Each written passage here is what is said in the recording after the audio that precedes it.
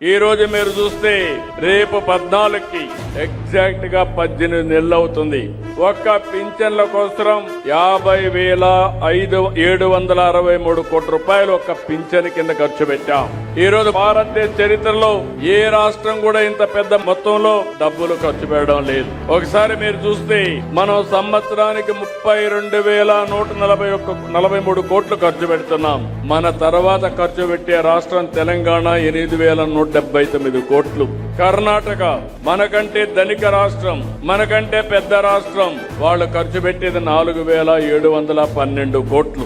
మహారాష్ట్ర మనకంటే రెండింతల మూడింతల రాష్ట్రం, అది వాళ్ళు ఖర్చు పెట్టేది 3,541 కోట్లు. Financial capital of India. Tamil Nadu ఆర్థికంగా చాలా ముందున్నారు, అయినా వాళ్ళు ఖర్చు పెట్టేది 3,780 కోట్లు. ఉత్తరప్రదేశ్ మనకంటే 3 రెట్లు పెద్ద రాష్ట్రం, ఆ రాష్ట్రంలో వాళ్ళు ఖర్చు పెట్టేది 5,120 కోట్లు. గుజరాత్ లో కూడా మీరు చూస్తే 1,584 కోట్లు.